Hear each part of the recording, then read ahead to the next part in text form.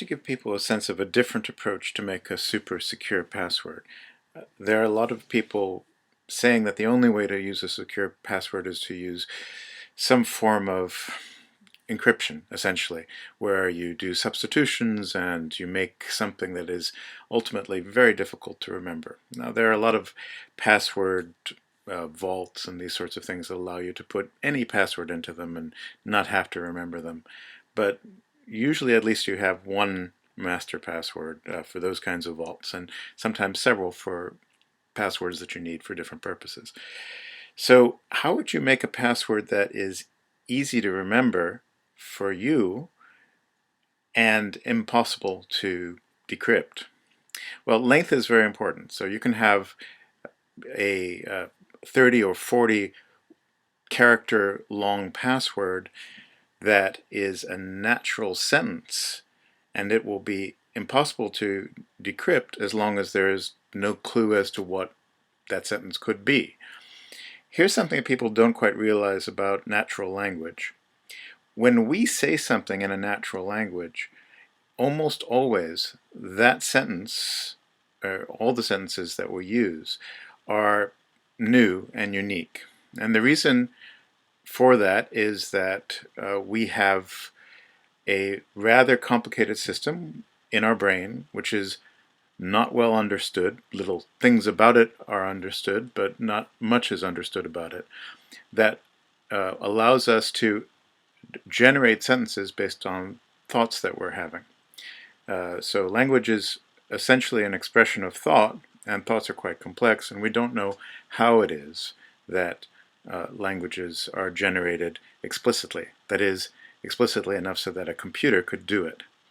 So we can have computers generate certain subsets of languages when we sort of understand that and make explicit that subset of possible expressions, but not all possible expressions and not the ones that are most commonly in use. And here's how you can test that. Take a sentence that you've thought of recently or you've said recently and use it in a Google search, and you will find that that sentence, and you have to develop an ear for this, for when it's a natural sentence, that sentence is one that you will not find in a Google search. And the reason is that these are very complex sentences, and they are not all stored in some corpus somewhere. We have a mechanism that's very complex that's generating them based on our thoughts. So, for example, I'll take something that I just said. We have a mechanism that is very complex that allows us to generate sentences from our thoughts. Let's see if I can repeat that. We have a mechanism in our heads that allows us to generate sentences from our thoughts. We have a mechanism in our heads that allows us to generate sentences from our thoughts. We have a mechanism in our heads that allows us to generate sentences from our thoughts.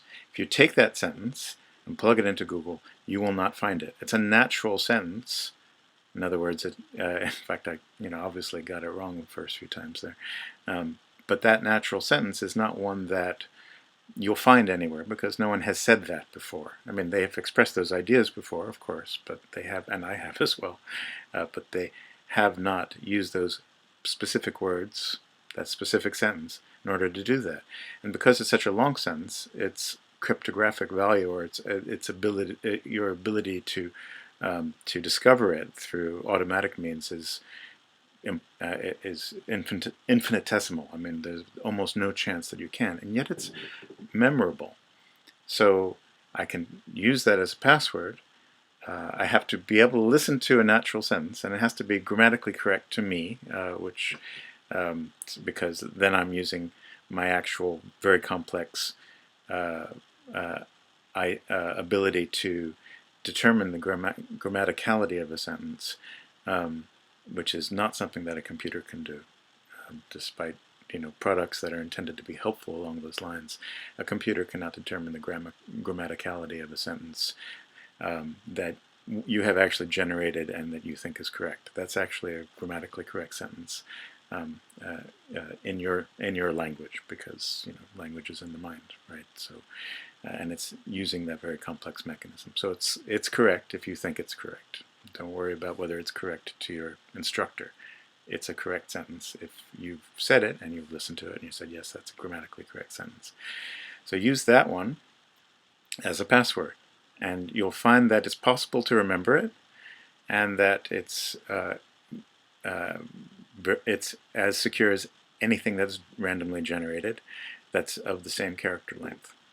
Even though it doesn't have, maybe it doesn't have numbers or exclamation marks or ampersands or anything of that nature in it, symbols and numbers, it still has those 26 characters that we use for the English language, at least, and you can do this in any language, and it'll still be a super secure password.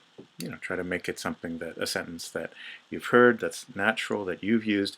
It's not an idiom, and can't be anything that you've said, quoting somebody else, for example. It can't be something that you've read somewhere. It can't be something you just get. You actually have to get it from your own mind, essentially, and or from your own conversation, maybe with somebody, and you said to yourself, yeah, that's a sentence I could use, and that seems completely unique, and I've never heard anyone say that before on examination. Most things are like that. So if you start listening carefully to the things that people say, you can extract a password from it, or the things that you say. Even I wouldn't do it from, say, this video, or from anything that is likely to be on the internet. And I wouldn't check it, because you never know if you use a password and then check it into Google. Check it in Google to see whether or not it's unique. You never know if that in and of itself is logging and recording the password. But that's the trick. So you just make sure that it's a normal English sentence. Convince yourself, by the way, that this is true by taking a lot of normal English sentences that you've generated, that you know are not idioms, that you know are not quotations, etc., or cliches or anything along that line, and or substituted cliches or any number of things. Just make sure it's a normal English sentence that you've heard in conversation just recently. You're remembering it, you're repeating it to yourself until you've written it down, and then use it in Google. Do that 3 or 4 times, and you'll notice that it just doesn't show up in Google, and there's a reason for that, a scientific reason for it. This is natural science. Our brains are very complex. We do not know how they generate grammar.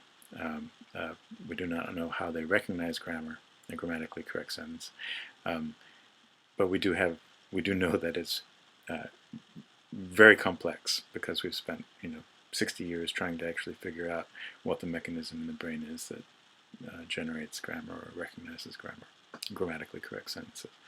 So go for it, prove to yourself that that's true, and then listen for yet another sentence or that you've said or that someone else has said, and use that as your super secure master password, and no one will ever break it.